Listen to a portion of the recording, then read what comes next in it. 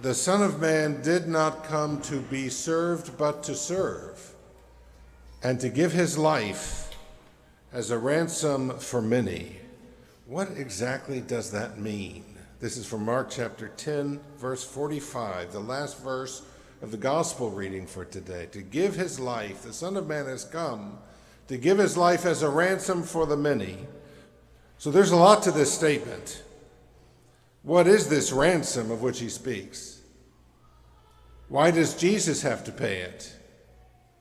And why does it require the sacrifice of his life? Because he says quite bluntly that he will give his life as the content of this ransom. And of course, we recognize immediately this is an allusion to the Lord's passion, death, and resurrection, of which he speaks quite frankly at least 3 times in the Gospels. It's recorded 3 times that he prophesies the culmination of his public ministry through his passion and death and ultimately his resurrection. His disciples don't get it. We probably wouldn't have gotten it. And yet the Lord wants them to be prepared for that moment when he comes. And here he kind of expands a little bit on that prophecy, giving the reason for it. The reason for his passion, death, and resurrection is to ransom the many.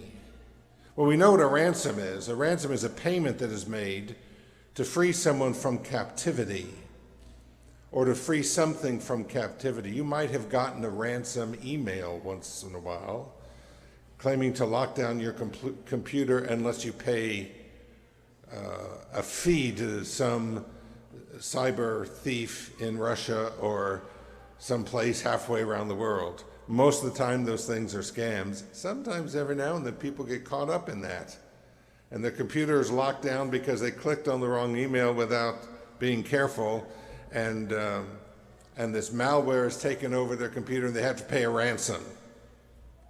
And it's usually not insubstantial. But Jesus is speaking about a different kind of ransom, a payment. Again, a payment to free someone held in captivity. Well, who is in captivity? What's the human race? And what is capturing them? What is captivating them? What is keeping them in imprisonment? Well, it's sin and lack of faithfulness or lack of the embrace of God's will. And that captivity began at the moment when Adam and Eve turned away from God. It's an event that's described in the 3rd chapter of the book of Genesis, which uses very poetic and literary language, I guess all language is literary, in order to try to communicate the mystery of the fall of the human race, their fall from grace. And they're being mired in sin and the consequences of sin. And Genesis goes through, in the very first verses of chapter 3, a kind of litany of the consequences of sin that enter into the world, not just in Adam and Eve's soul, but into the world because of the disruption they have brought by sin. And this is the unfortunate inheritance we've received from our first parents, which we call original sin. It's as if they threw a rock into a still pool of water, and the shock waves are still resounding across all of creation, all of the human race, and each of our souls. And because original sin is so grave, and its consequences are so intense, which include what? Living under the dominion of the devil, who is depicted as the prince of this world as a result of this fall from grace of our first parents. So living under the dominion of the devil, living with suffering and pain and hardship, and ultimately suffering physical death. These are among the greatest and most grave consequences of original sin. And Adam and Eve of themselves are incapable of repairing that breach, are incapable of repairing of the damage they have wrought. Because, when we think about it, justice demands that when a transgression is committed, the transgressor repairs the transgression. So if I, for some reason, throw a rock through the neighbor's window, I'm not going to do that, okay? But if I were to do that, it would be up to me. It would be a matter of justice for me to go over to the neighbor, to apologize. I hope none of you live across the street from the rectory. Apologize, and then pay for the window. It wouldn't be sufficient for me to say, hey, Father Pete, I broke the window next door. Would go over there and apologize, would you? Or to say to Michael James, would you go over there and fix that window? I broke the window. I mean, they might do it if I ask them nicely, but really justice demands that I do it. You know, if somebody offends us, hurts us deeply, it's not enough for them to tell their second cousin once removed on their mother's side, you know, to send us a text saying that my second cousin once removed on my mother's side is sorry for having offended you. That wouldn't do it. It might even make us more angry. It's up to that person to apologize. When we offend somebody else, it's up to us to apologize, not to send some emissary to apologize for us. And the deeper the offense, the more important that personal apology is. And if we don't apologize, there's always a kind of a wall between ourselves and that other person we've offended. So the transgressor has to repair the transgression. Well, how are Adam and Eve going to repair the transgression that has brought death into the world? It's impossible. How are they going to solve the transgression that brought suffering into the world? It's impossible.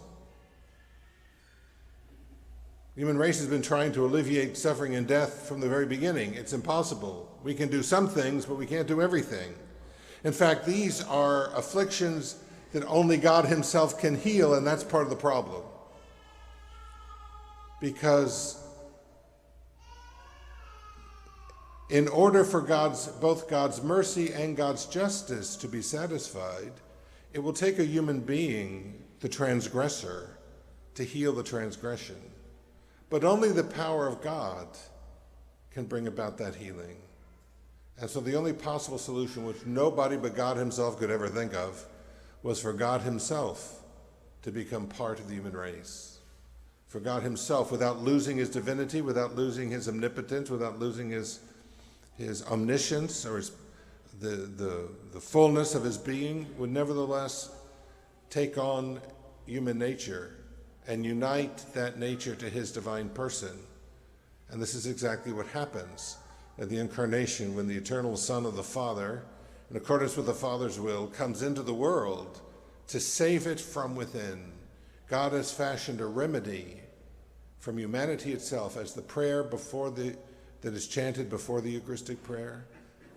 We'll hear today that God has fashioned a remedy from humanity itself by God becoming part of humanity. I mean, who could ever really imagine this? And not just kind of a make-believe part.